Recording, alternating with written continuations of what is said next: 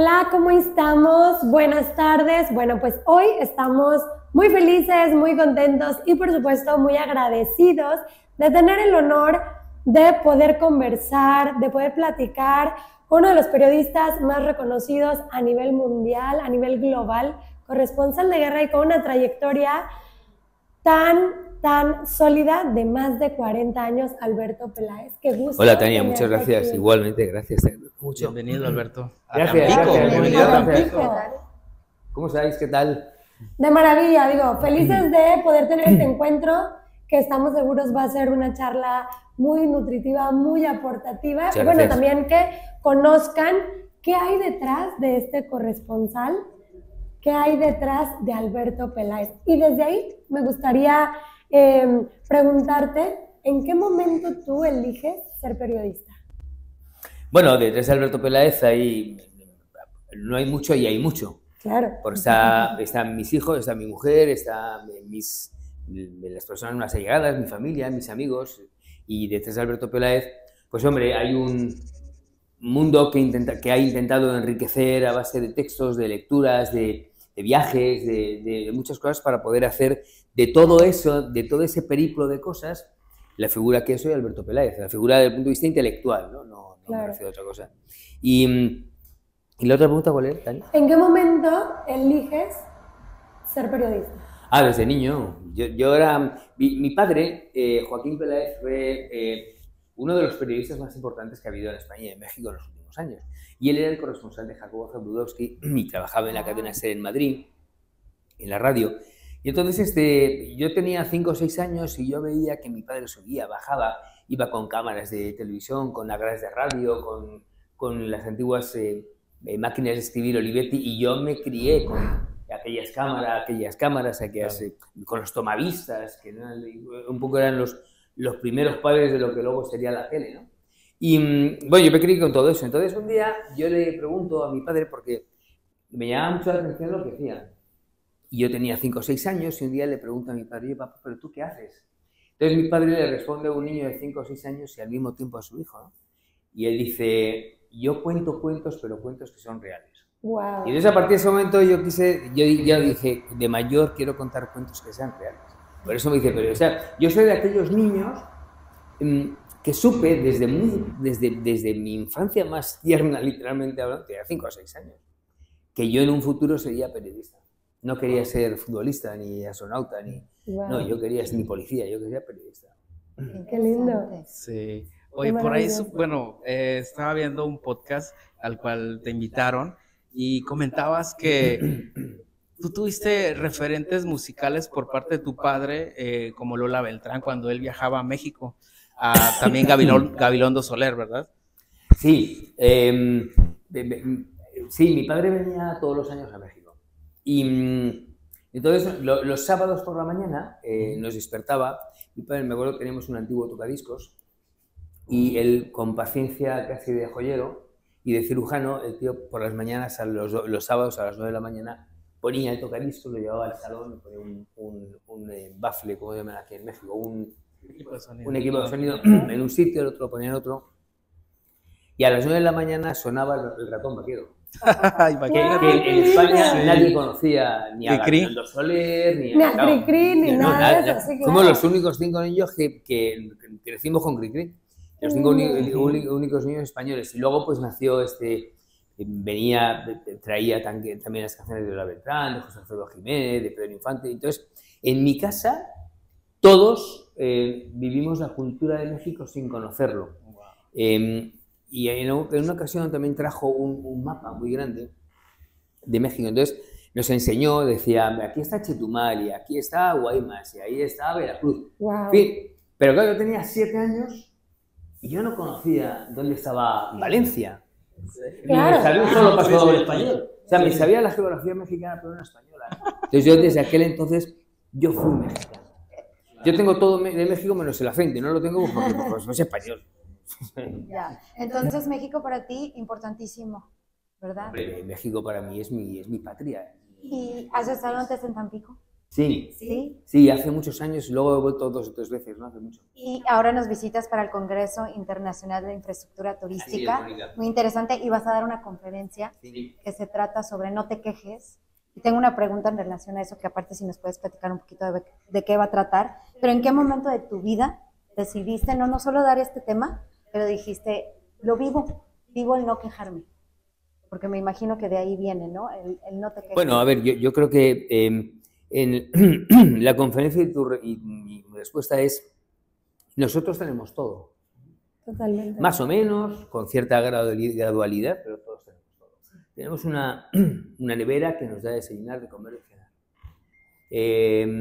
Tenemos aire acondicionado, tenemos clima, de calor. Tenemos Agua caliente, cuando tenemos, hace frío. claro. Tenemos todo. Y sin embargo, no hacemos más que quejarnos. Nuestros hijos se quejan porque tienen el iPhone 10 y quieren el iPhone 16. Y como no se lo compramos, se quejan y se frustran y bueno, hacen un drama, ¿no? Pero nosotros también. Si no tienes la casa que quieres, si porque te quejas porque hay tráfico, te quejas porque no hay tráfico, nos quejamos de todo. Y sin embargo, hay 8.000 millones de personas de aquí en el planeta Tierra que viven en condiciones extraordinariamente precarias y no se quejan. Hacen así, se visibilizan para vivir e intentar vivir lo más dignamente y muchos de ellos para sobrevivir. Totalmente. Y la conferencia habla de esto, de que uno no puede estar quejándose, de que uno tiene que accionar en la vida. Totalmente. Oye, perdón, y nada más, en esa línea, hice un poquito de investigación, pero igual me puedes corregir. Pero has estado obviamente en momentos de guerras y momentos históricos, y ahorita que dices que has visitado tantos países y en estas situaciones, ¿hay algo que todavía te sorprenda del ser humano cuando viajas justo en relación a lo mejor en este tema? Yo creo, Mónica, que a mí me sigue sorprendiendo todo. A ver, yo creo que los periodistas, lo que nos diferencia a los periodistas del resto de las profesiones es que tenemos una gran capacidad de sorpresa, los periodistas. El día que pierdes esa capacidad de sorpresa, ese día dejas de ser periodista. Totalmente. Porque si algo tenemos los periodistas que nos distingue del resto es eso.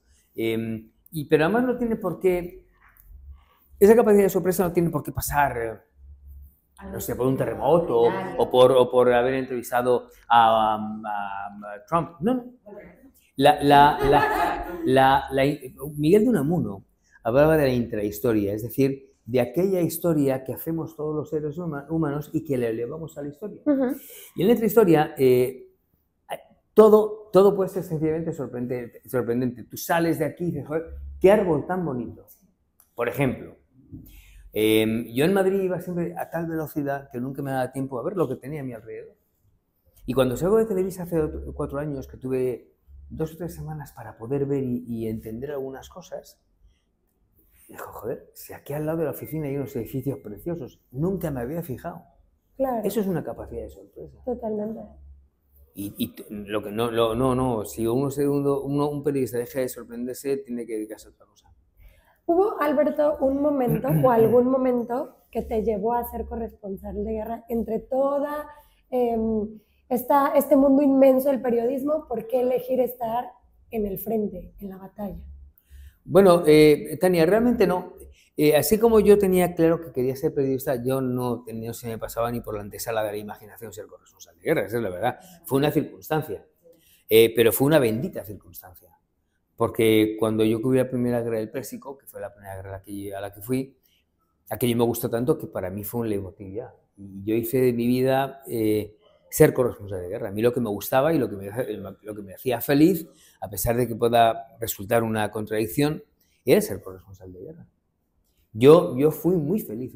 Lo digo, la gente cuando me dice eso dice, este está loco. Sí. Y no.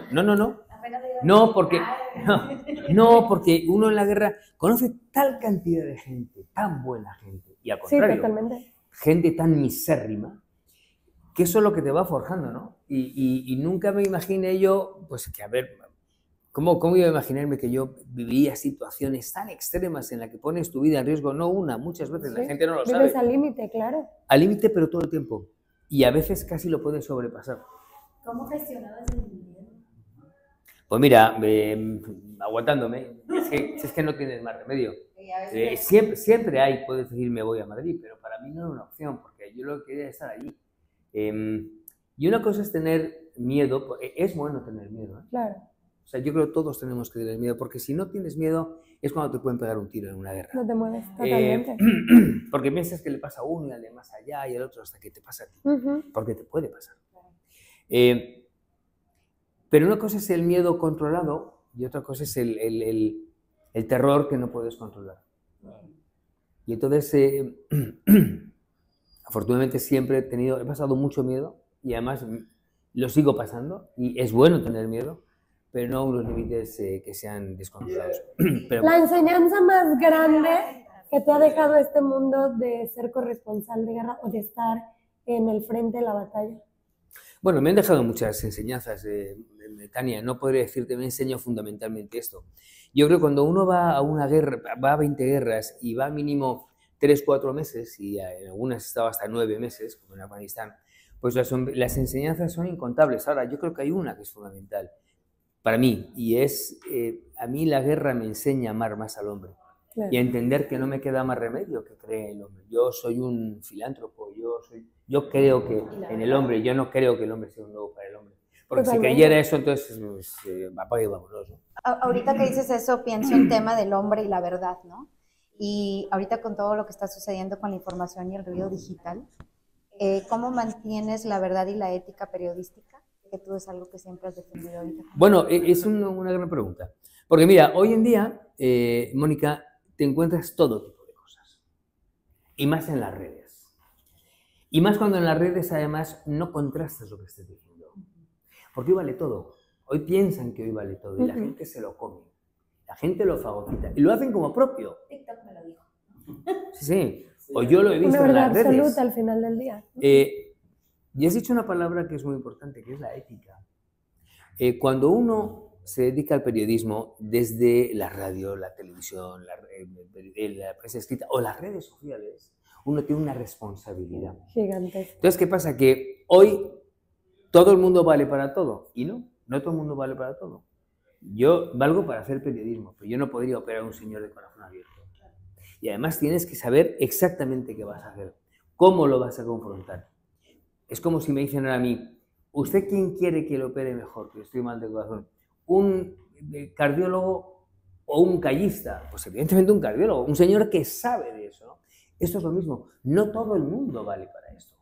Así como yo no sé gestionar los hoteles, pues entiendo que muchos... Pero entonces se ha abierto una veda en la que hoy todo vale, todo el mundo puede ser periodista. La palabra de todo el mundo. Hay un enorme error, que como se ha hecho tan general, pues, y tan universal, parece que todo el mundo tiene la palabra, ¿no? Y creo que además los periodistas no debemos tener la palabra, porque los periodistas no somos para pontificar, no, y somos para santificar, no.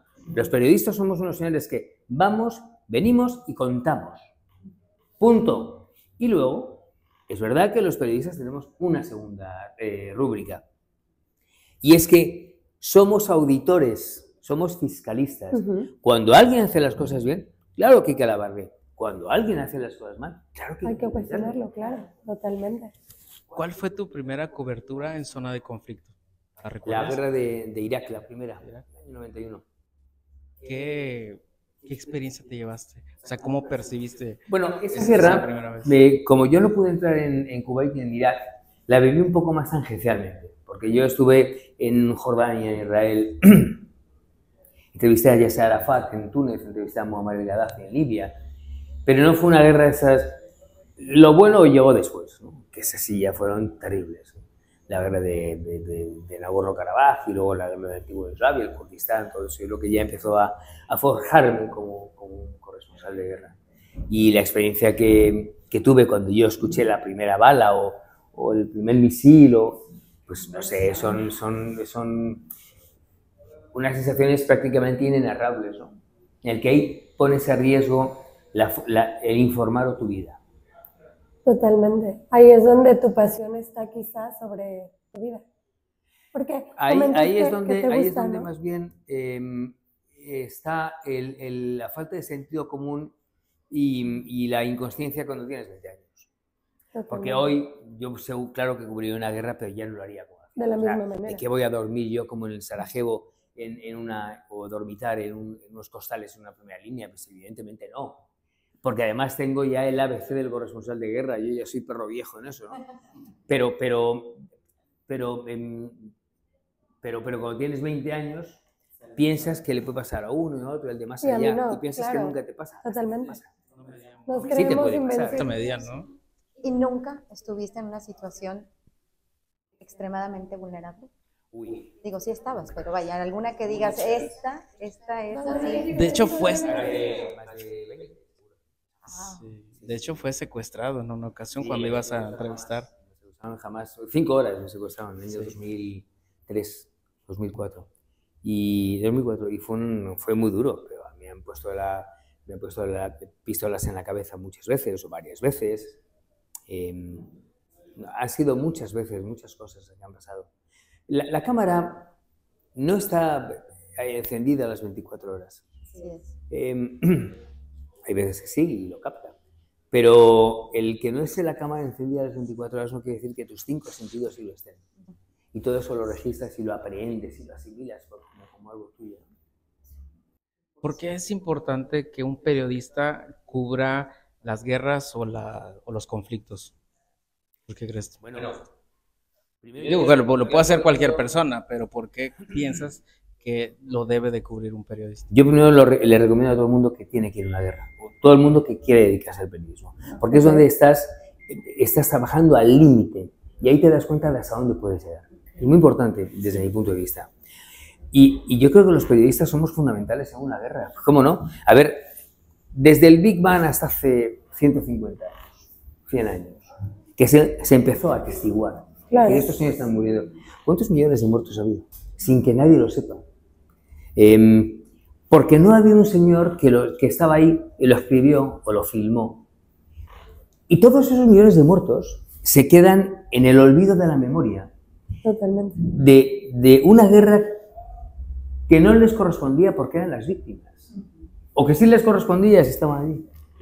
Pero que en todo caso, esa guerra, si no va un corresponsal de guerra y dice, oiga, es que aquí mataron a 1 millón de tutsis, los hutus, en el año 94, como estuvimos nosotros, no habría habido posibilidad de decir diacrónicamente en la historia, oiga, en el año 94 hubo un genocidio, que en 3 meses mataron 1 millón de tutsis. ¿Gracias a quiénes? Lo supieron la gente, pues a nosotros los periodistas. Por eso es tan importante. Tenían que haber estado no ahora, y en las guerras carlistas, cuando llegó Colón a América, ya lo que tenían que haber estado, para poder atestiguarlo. Para dejar una huella, claro. Claro, es fundamental. O con los visigodos o con los aztecas, es que da igual.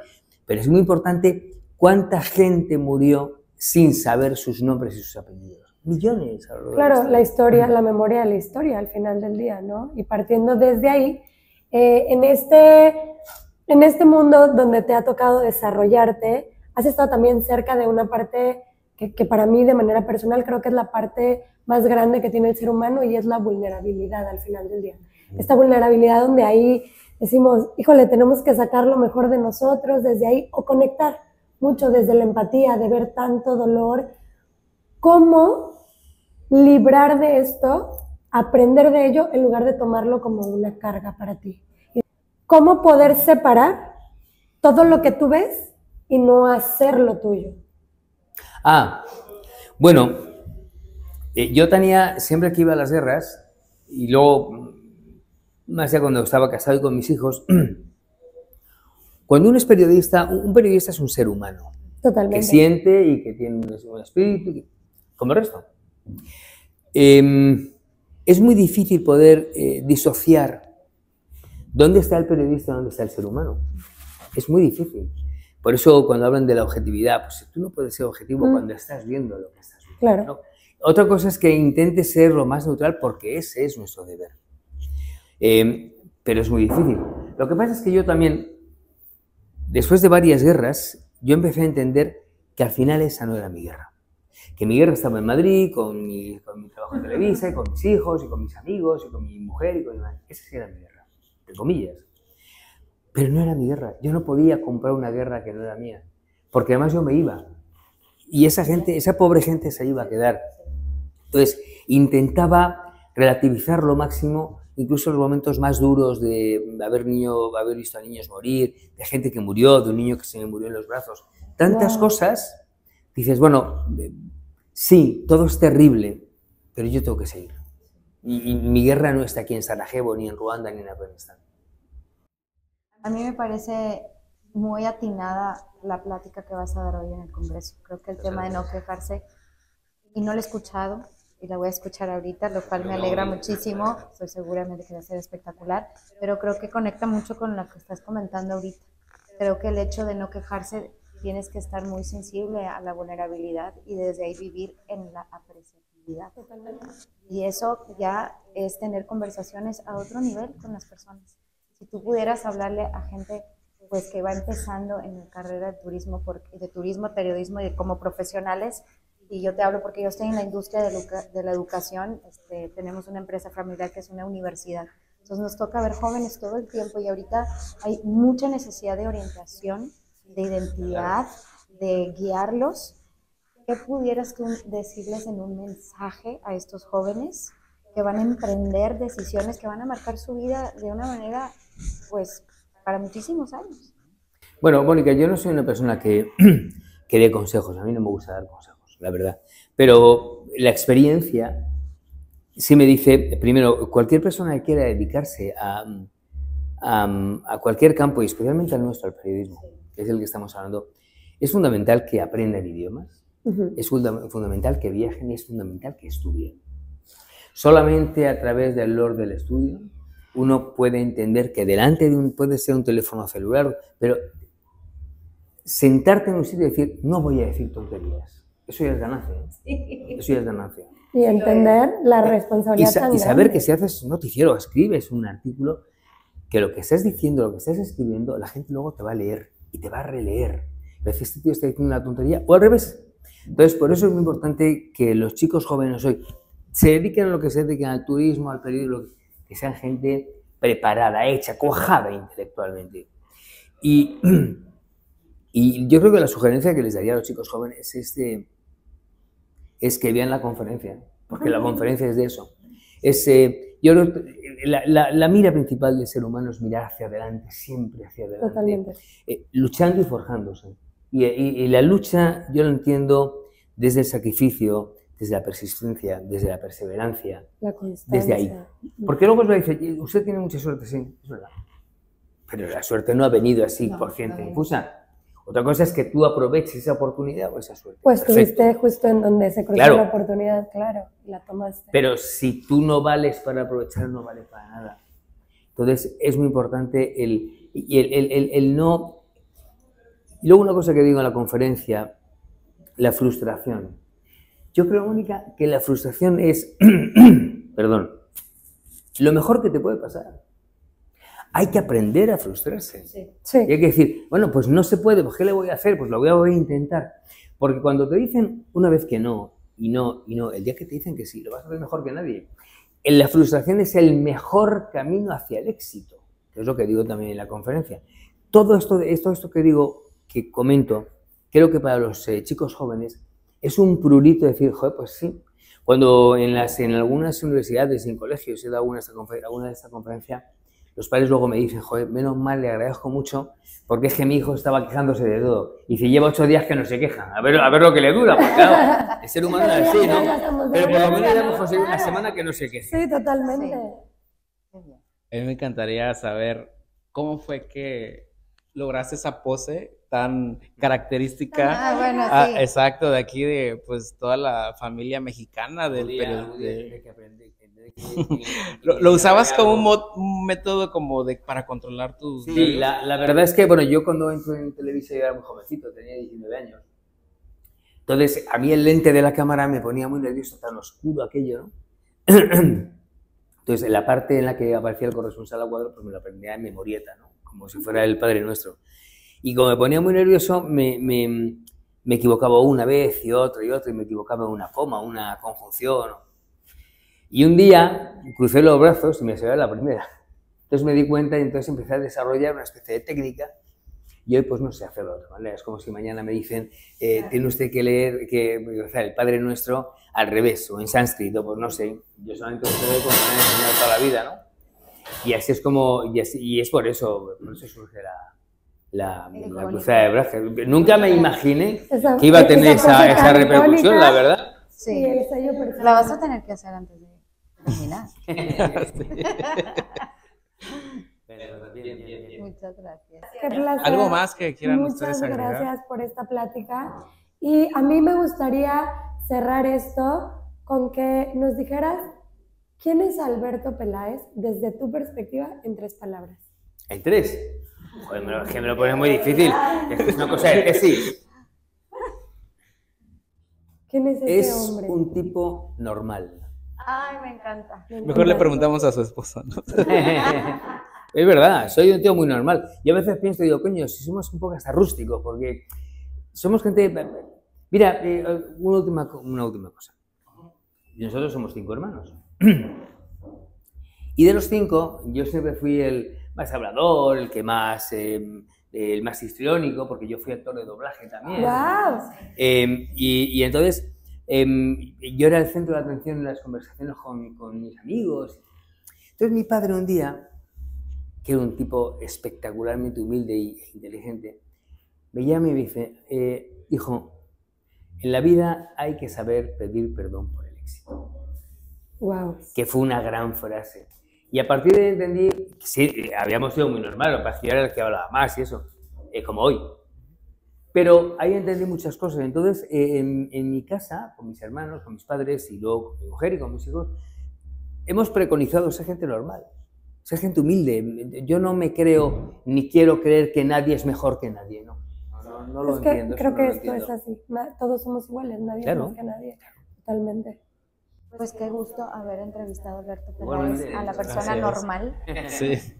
Te admiramos muchísimo y Gracias, respetamos igualmente. muchísimo y estoy segura, perdón, que te vamos a ver pronto. A mí me encantaría que visitaran nuestra universidad. Encantado de la vida. Invitar a muchísimos Te lo jóvenes agradezco. y medios. Sí, y además demás. vas a ver, Mucho cuando esa... La pose icónica, me encanta.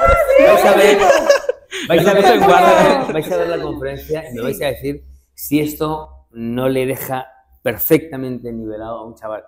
Las imágenes son muy duras, pero una vez estábamos Mónica y yo en Saltillo y me dicen en el colegio, es primero para los padres y mañana para los hijos. Lo ven los padres y los tíos salían muy sorprendidos. Es que es muy dura la conferencia. Y al día siguiente, cuando veo a los chavales, eran chavales de 10 años, digo, yo no puedo poner esto. Digo, esto es muy duro. Y me dicen los padres, ven cosas peores en internet. Sí. Digo, pues es verdad. La verdad es que sí, vemos cosas peores. Como ya están todos en Y ¿sabes qué? Se resume a que estás platicando historias reales. Sí, eso es verdad. Entonces cumpliste con ese círculo de niños. Claro.